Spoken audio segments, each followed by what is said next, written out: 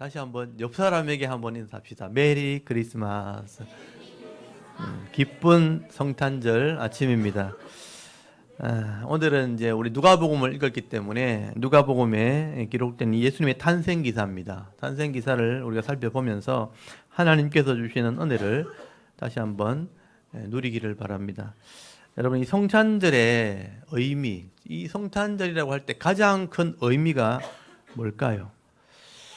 사실 이 초대교회, 그 당시 예수님이 처음 이 땅에 오셨을 때, 교회가 생겼을 때는 이런 성탄절의 의미 자체를 지키기는 좀 어려웠습니다.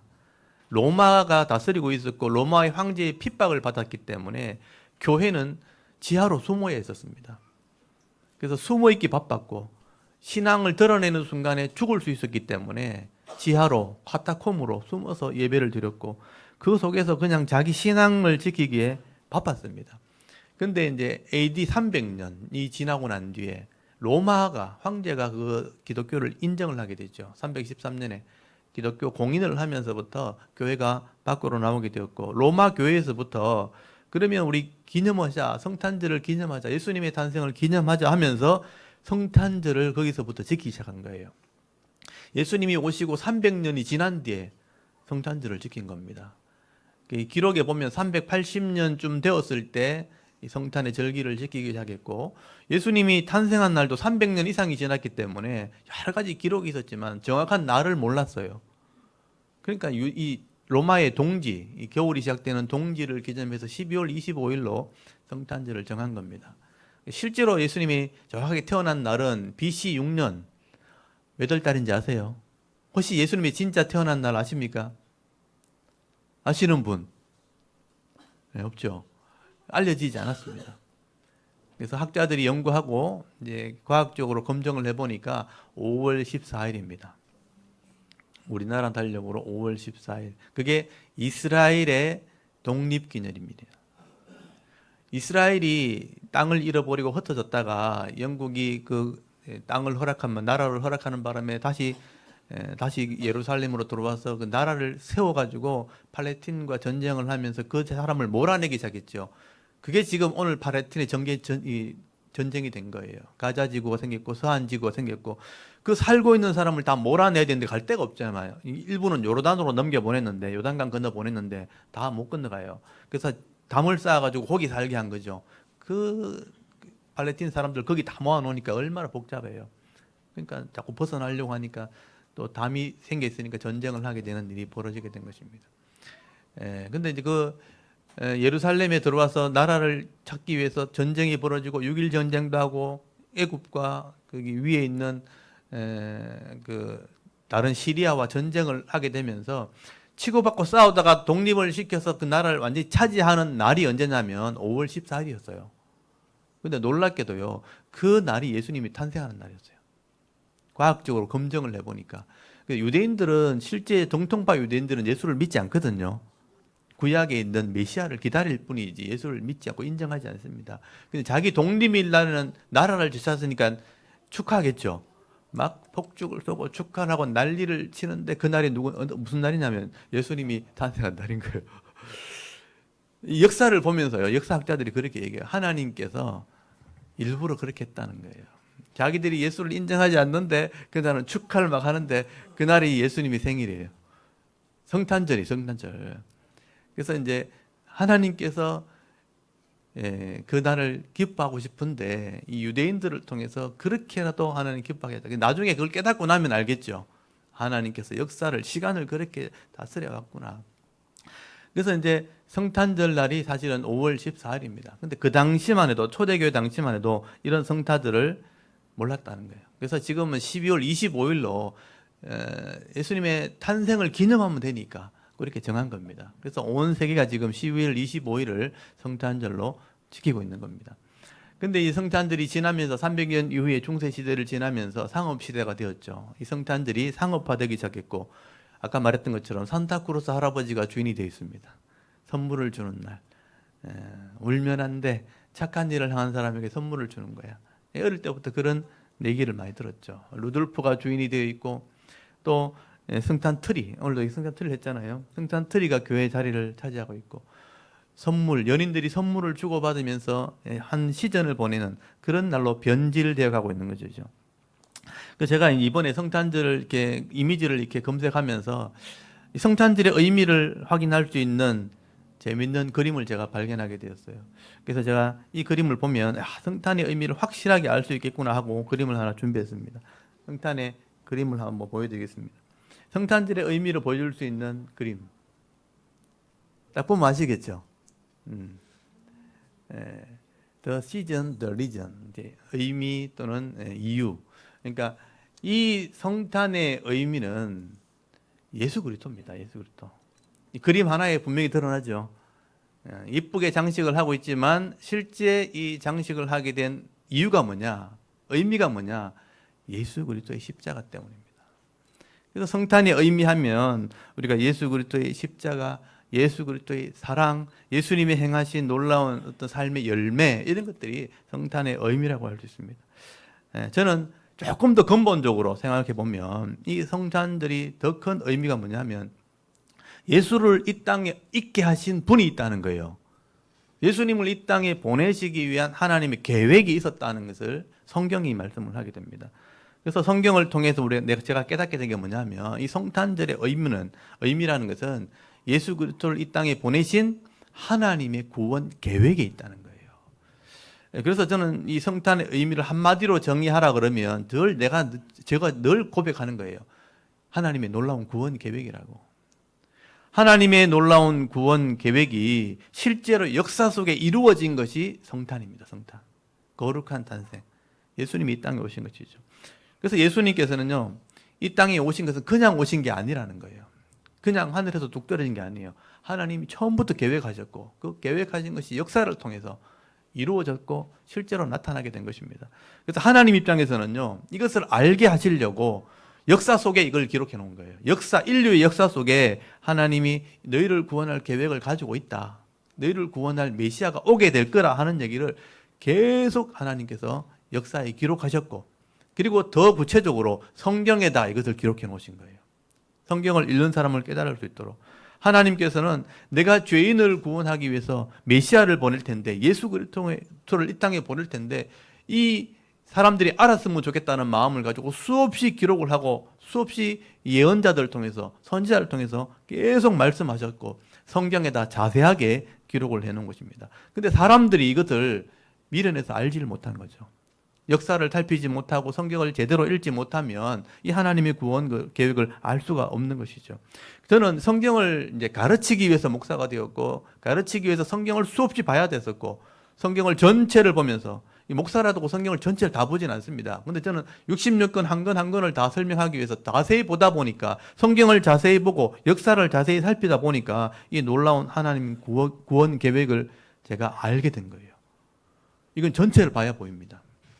성경을 자세히 보고 역사를 자세히 보니까 하나님의 놀라운 구원 계획이 있다는 것을 내가 분명하게 알게 된 것이죠.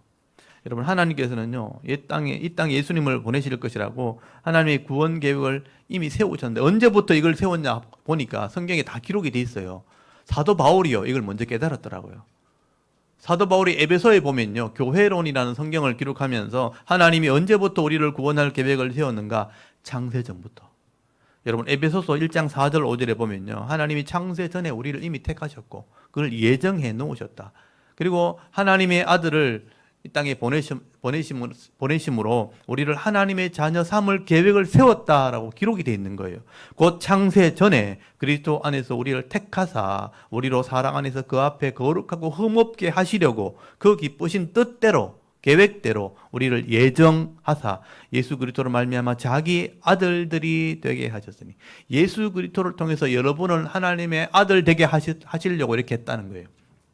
이게 다 기록이 되어 있는 거죠. 하나님께서는 창조하실 때부터 우리를 만들 때 우리가 죄인 될 것도 이미 알고 계셨던 거예요. 연약한 존재라는 것도 알고 있었고, 실족해서 넘어질 것도 알고 있었다는 거죠. 그래서 하나님께서는 그 보완책까지도 다 마련해 놓고 우리를 창조하신 거예요. 그래서 하나님이 전능하신 것입니다.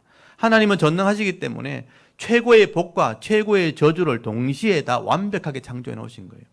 그래서 하나님께서는 우리를 만드실 때 우리가 완벽해서 실족하지 않도록 만든 게 아니에요. 넘어지는 존재로 만든 거예요. 그리고 구원할 수 있는 방법도 다 마련해 놓고 창조하신 거예요. 그래서 완벽하게 구원이 이루어지는 것입니다. 그런데 하나님께서는요, 이 하나님의 이 능력과 하나님의 계획을 우리가 모르면 한없이 우리가 타락할 수 있고 한없이 교만할 수 있기 때문에 이 하나님의 놀라운 구원 계획을 역사 속에다 기록해 놓은 겁니다. 그러니까 일반 역사만 살펴봐도 사실은 이 하나님의 구원 계획을 우리가 알 수가 있는 거예요. 그래서 일반 역사를 보면서 하나님이 창조주시다, 전능하신 분이다 알 수 있는 것을 우리는 일반 은총이라고 그래요. 역사만 살펴봐도 그걸 알 수 있는 거죠. 근데 특별하게 책에 기록해서 우리를 알려주셨다. 그게 특별 계시라는 건데 그게 성경이라는 거예요. 그러니까 일반 역사 속에 하나님을 알게 하는 것은 일반 은총. 근데 특별하게 기록한 책에서 알게 하는 것은 특별 은총. 그게 성경이라고 우리가 얘기하는 거죠. 그런데 일반 은총 속에서 이 하나님의 구원의 계획을 아는 것은 굉장히 머리가 좋아야 돼요. 굉장히 머리가 좋아서 이 모든 이 땅의 이 창조 원리와 이 세계의 질서 원리를 다 파악하고 난 뒤에 이거는 신이 아니면 불가능하다는 고백을 할 수밖에 없는 거예요. 그래서 굉장히 머리가 좋아서 다 살필 수 있는, 계산을 할 수 있는 그런 지능이 있어야 되는데 그렇게 할 사람은 몇 사람 되지 않습니다.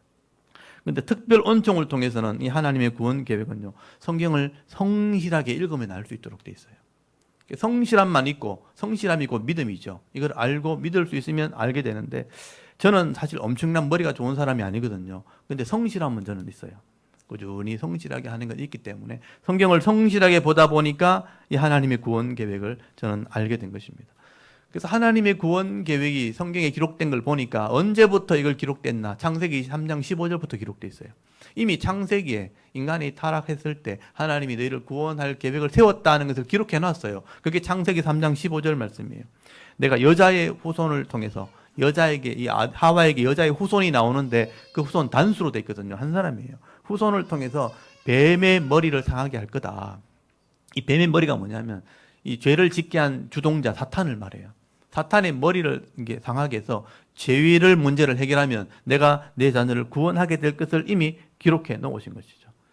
그래서 하나님께서는 이 놀라운 구원 계획 속에서 죄인을 구원할 것을 이미 역사 속에 계획을 했다라는 얘기를 하게 되는 것입니다. 그래서 하나님께서 이 약속을 성경에 기록해 놓으시고 실제로 4,000년이 지난 뒤에 그것이 이루어진 것입니다. 그래서 역사를 보는 눈이 필요한데 제가 다음 그림을 좀 보여주시면 그림을 좀 보여드릴게요. 제가 늘 보여드렸던 것이지만 이런 하나님의 놀라운 구원 계획을 보는 눈이 필요한 것이죠. 아담과 하와가 창조되었을 때 이미 타락할 걸 알고 계셨고요. 또 타락하게 되었을 때 나중에 이 땅이 죄가 관영하면 심판하는 심판이 있다는 걸 보여주시기 위해서 홍수 사건이 일어났고 그 다음에 홍수 이후에 하나님이 셈의 후손 중에 아브라함을 불러서 이스라엘을 세우시고 언약하셔서 약속을 통해서 내가 구원할 거다 하는 걸 보여주셨고 예언자를 통해서 수없이 이걸 예언해 놨어요.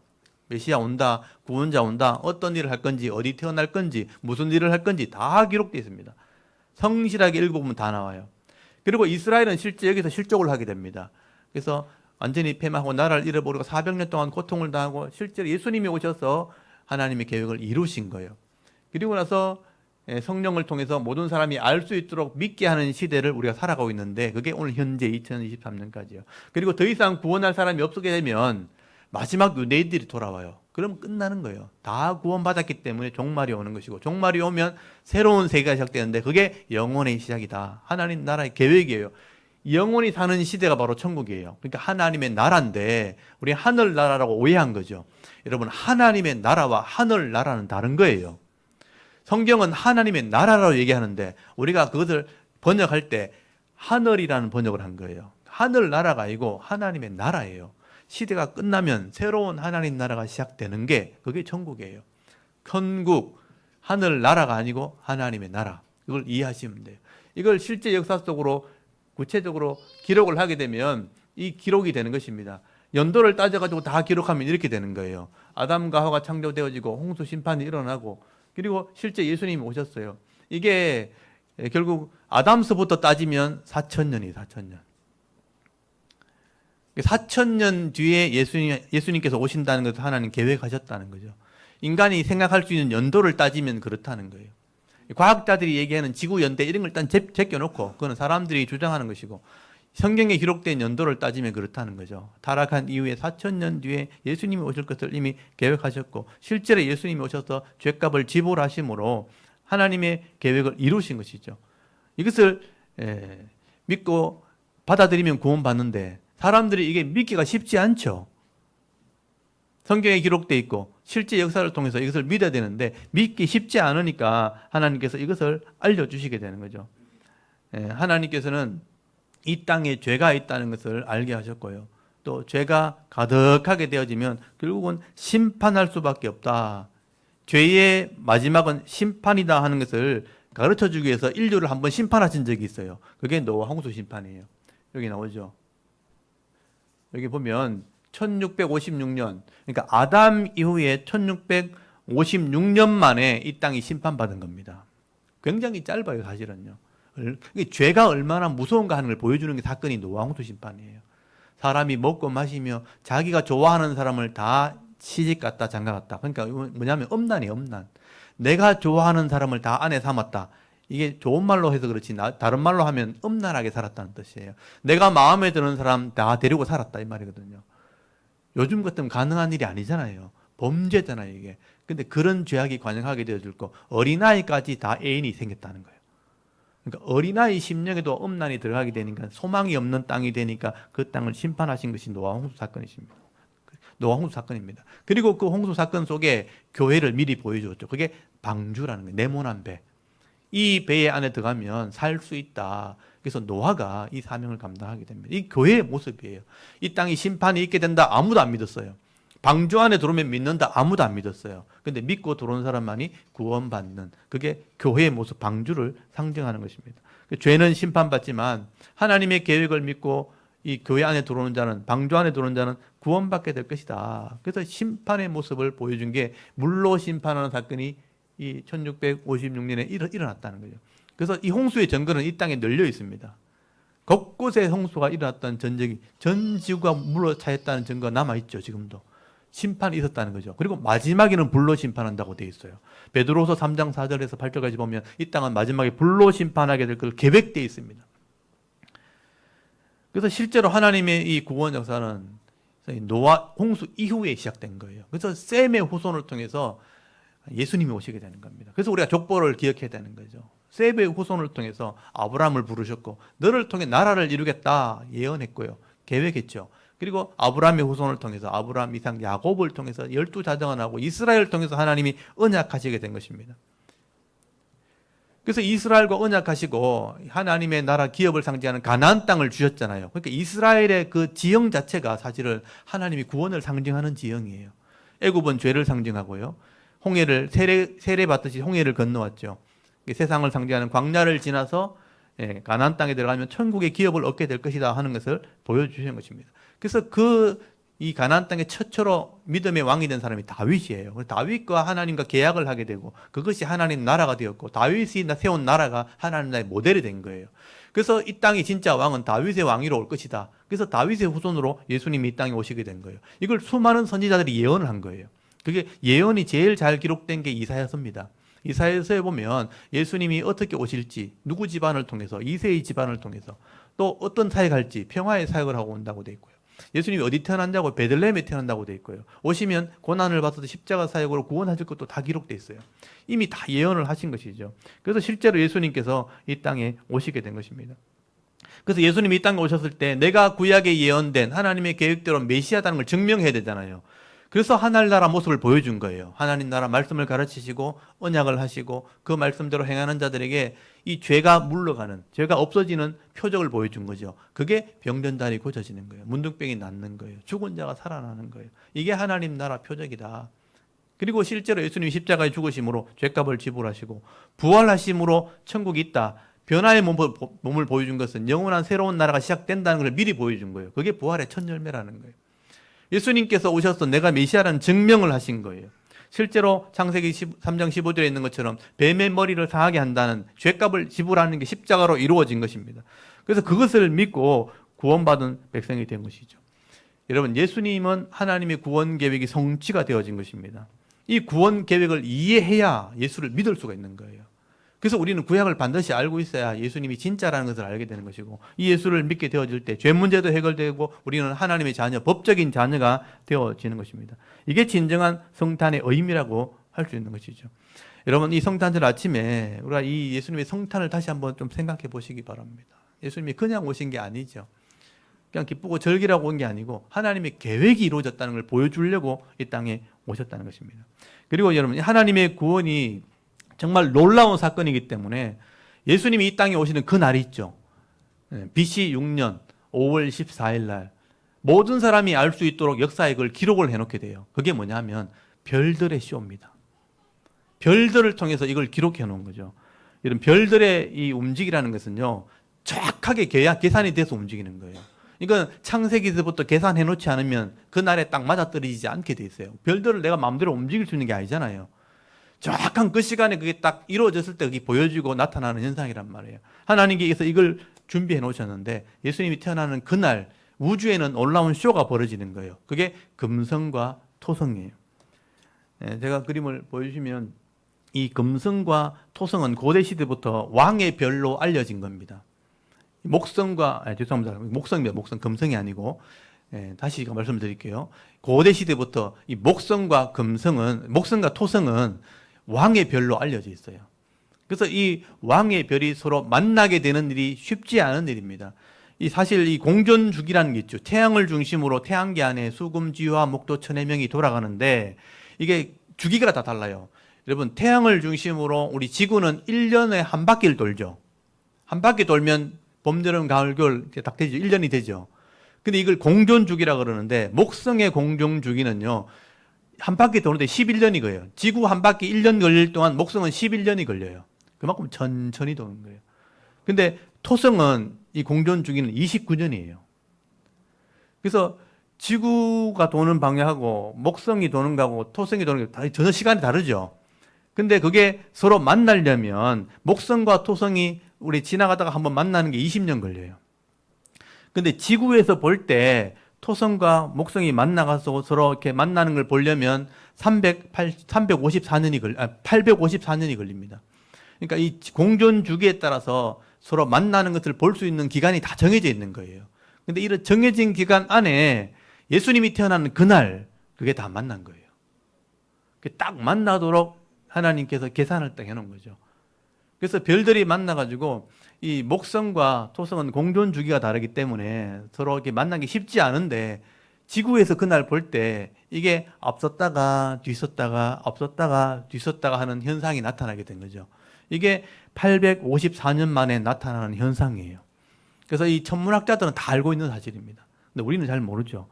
그런데 예수님이 태어난 그날 페르시아에 있는 이런 학자들이, 별을 연구하는 학자들이 갑자기 왕을 상징하는 별이 나타나가 서로 만난 거예요. 근데 목성이 앞에 가다가 갑자기 토성을 앞에 가고 서로 막 엇갈리게 해서 왔다 갔다 하는 거예요.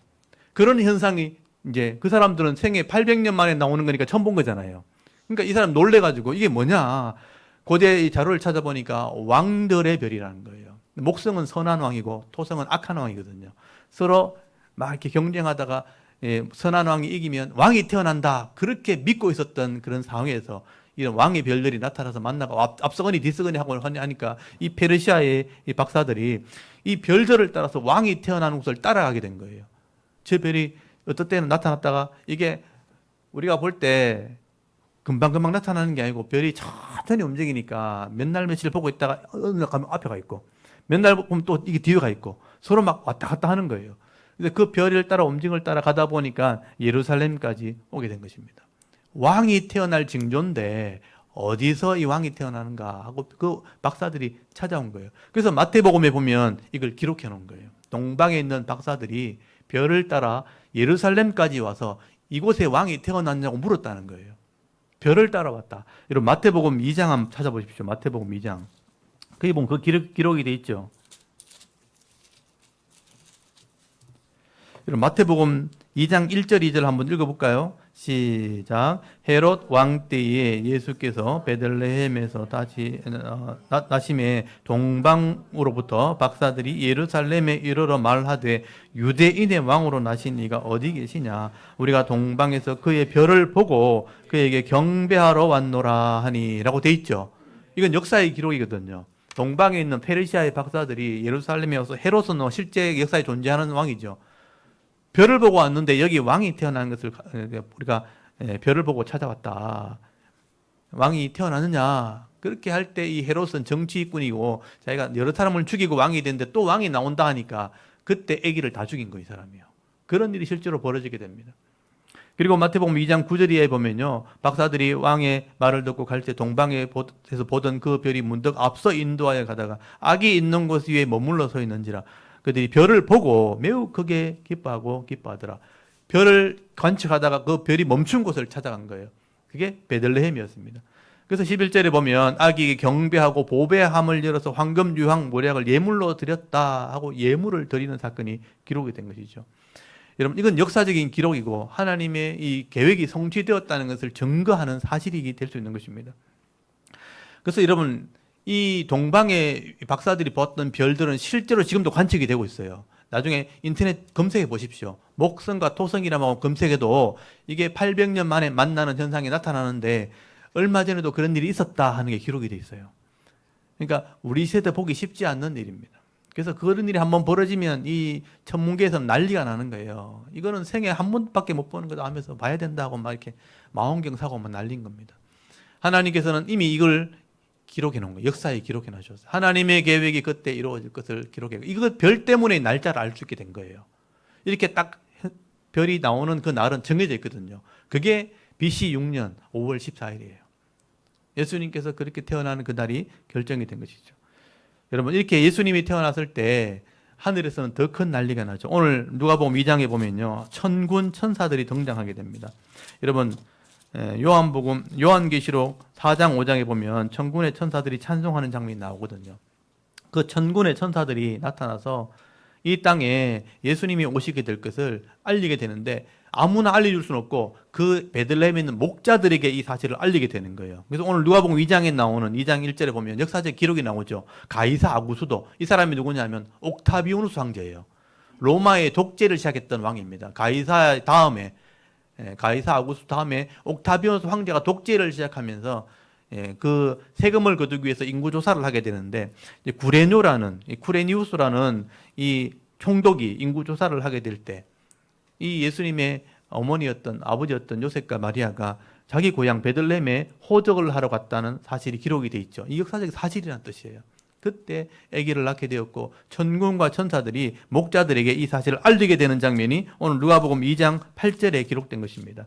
그 지역의 목자들이 밤에 밖에서 자기 양떼를 지키더니 주의 사자 천사들이죠. 곁에 서서 주의 영광이 그들을 두루 비치며 크게 무서워하는지라. 천사가 이르되 무서워하지 말라. 보라, 내가 온 백성에게 미칠 큰 기쁨의 좋은 소식. 이게 하나님의 계획이에요. 온 땅에 있는 모든 백성에게 미칠 큰 기쁨의 소식을 너에게 지금 내가 전한다. 이 다윗의 동네 베들레헴에 너희를 위해 구주 메시아가 나왔다는 거죠. 곧 그리스도, 기름 부음 받은 자라. 메시아라는 뜻입니다. 너희가 가서 강보에 쌓여 구에 누워 있는 아기를 보리니 이것이 너희의 표적, 사인이라는 거예요. 호련히 수많은 천군이 그 천사들과 함께 하나님을 찬송하이르되 지극히 높은 곳에서는 하나님께 영광이요 땅에서는 하나님을 기뻐하시는 자들 중에 평화가 될 것이다 라고 찬송이 울려 퍼지게 되는 것입니다. 이게 천사들의 찬송이에요. 내가 온 백성 모든 백성에게 미칠 큰 기쁨의 소식을 너에게 전한다 할 때 다윗의 동네에서 이제 진짜 메시아가 나오게 되었다. 이 현장에서 천사들이 찬송을 하게 되는 소리를 듣게 된 게 목자들입니다. 이게 첫 번째 캐롤이에요. 성탄절입니다. 천사들이 먼저 하나님께 영광이고 땅에 기뻐하심을 입은 모든 성도들에게 평화가 임하게 될 것을 선포하게 되는 찬양이 일어나게 된 것이죠. 이 천사들이 하나님의 이 계획대로 메시아가 오셨다는 것을 찬송을 하게 된 것입니다. 그리고 강보에 쌓여서 이런 아기의 이런 천에 쌓여서 구유에 놓여 있다는 게 이제 오늘 포인트죠. 그게 사인이라는 거죠. 구유가 뭐냐면요, 소밥통, 양밥통. 그러니까 이 집에 들어가지 못하고 우리간에 있었기 때문에 양밥통에 갓난 아기를 싸서 낳았다는 거예요. 그게 일상적인 상황이 아니잖아요. 누가 자기가 임신해서 아기를 낳은 사람이 그 지저분한 말밥통에 아기를 누이겠어요. 그게 사인이다. 이 말은 뭐냐면 이 땅에 오시는 예수님은 가장 낮은 자의 모습으로 오신다는 뜻입니다. 그리고 밥통은 뭐냐면 밥을 준다는 뜻이에요. 그러니까 말씀을 가르치는 사역을 말하는 겁니다. 양의 밥을 주는 사역을 하게 될 메시아다. 세상에 어떤 부모가 자기 아기를 낳아가지고 그래 그 거름더미 앞에 놓을 부모가 누가 있겠습니까? 그 아기를 보면 이게 사인일 것이다. 이분이 진짜 메시아다는 것을 알려준 것입니다. 그래서 이 목자들이요, 그 강보에 쌓여서 구유에 누인 아기를 찾아다닌 거예요. 그 밤에. 그래서 찾아다니면서 그 아기를 발견했을 때, 이 아기를 보면서 고백을 하게 되는 것입니다. 거기 오늘 누가복음 2장을 한번 보십시오. 이 목자들이 찾아다니는 장면이 나옵니다. 2장 거기 보시면 16절, 2장 16절에 빨리 가서 마리아와 요셉과 구유에 누인 아기를 찾아서 보고 천사가 자기에게 이 아기에 대하여 말한 것을 전하니 그랬죠. 그러니까 아기를 막 찾아다니다가 그 아기를 찾은 거예요. 그리고 천사가 한 말을 전하게 된 것입니다. 그 천사가 한 말이 뭡니까? 이 땅에 메시아가 왔다는 찬송을 들었다는 거예요. 하나님께 영광이고 땅에서 기뻐함을 입은 자들이 평화가 임하게 될 것이다 하는 말을 전하게 되었다는 것입니다. 그리고 이 목자들이요, 그 사실을 전하고 난 뒤에 20절에 찬송을 하면서 돌아갔다. 사람들이 부른 첫 번째 찬송이죠. 이게 첫 번째 캐롤이 목자들이 부른 찬송입니다. 이게 역사의 기록이라는 것이죠. 누가가 기록했지만 이건 역사의 기록이라는 것입니다. 그래서 하나님의 구원 계획이 실제로 이루어졌다는 것을 성경이 계속 증명을 하고 있다는 것입니다. 나중에 이걸 신학적으로 정리를 하게 되죠. 이거는 하나님의 계획이 이루어진 거다. 그래서 사도 바울이 이것을 정리를 하게 되는데, 여러분 갈라디아서 4장을 한번 찾아보십시오. 갈라디아서 4장에 보면 바울이 이것을 정리를 한 내용이 나옵니다. 갈라디아서 4장 4절에서 7절까지를 한번 읽어보겠습니다. 갈라디아서 4장 4절에서부터 7절까지 말씀 같이 한번 읽어보겠습니다. 다 같이 읽습니다. 시작. 때가 참에 하나님이 그 아들을 보내사 여자에게서 나게 하시고 율법 아래에서 나게 하신 것은 율법 아래에 있는 자들을 속량하시고 우리로 아들의 명분을 얻게 하려 하심이라. 내가 아들이므로 하나님이 그 아들의 영을 우리 마음 가운데 보내사 아빠 아버지라 부르게 하셨느니라. 그러므로 네가 이후로는 종이 아니요 아들이니 아들이면 하나님으로 말미암아 유업을 받을 자니라. 아멘. 이게 신학적인 정의예요. 여기 때가 찼다, 때가 되었다. 이 크로노스라는 말은 하나님의 계획하신 그 때가 딱 되었다는 뜻이에요. 그 하나님이 계획한 그 때가 되었을 때 아들을 보내셔서 법적으로 우리를 속량, 죗값을 지불하는 일을 하게 하셨다. 그래서 법적으로 양자를 삼으신 것이다. 그래서 성령이 오시면 이걸 믿게 하면 그걸 양자되었기 때문에 아빠 아버지라 부르게 될 것이다. 아빠 아버지야 자녀로 삼으신 이유가 뭐냐? 상속권을 주기 위해서요. 상속이 뭐냐? 하늘의 기업의 상속권을 얘기하는 겁니다. 그래서 우리가 하늘의 기업을 얻게 하신 것이다 라고 바울이 기록해 놓은 거죠. 이건 법적인 문서와 같은 거예요. 하나님이 계획대로 보내셨고 그 아들을 구속자, 속량하는 자로 믿으면 그게 5절에 나오죠. 율법 아래에 있는 자를 속량하셨다. 아들의 명분, 법적인 아들 되게 하셨다. 그래서 기업을 얻게 되는데 그게 하늘의 기업이다라고 고백을 하게 되는 것입니다. 바울은 이렇게 예수님이 오신 것은요, 하나님의 계획이 성취가 된 것이고 그것이 이루어졌다면 하늘의 기업도 이루어지는 겁니다. 여러분, 역사를 보면서 하나님의 계획이 이루어진 게 사실이라면 이 하나님의 기업도 얻게 되는 것도 사실이게 되는 거예요. 그래서 우리가 천국을 소유하게 되는 것입니다. 여러분, 예수님의 성탄은요, 이런 놀라운 의미가 있는 거죠. 하나님의 놀라운 구원 계획이 이루어졌고 이것이 이루어졌다면 우리는 기업을 얻을 당연한 소망도 가지게 된 것이다 라고 말씀을 하게 되는 것입니다.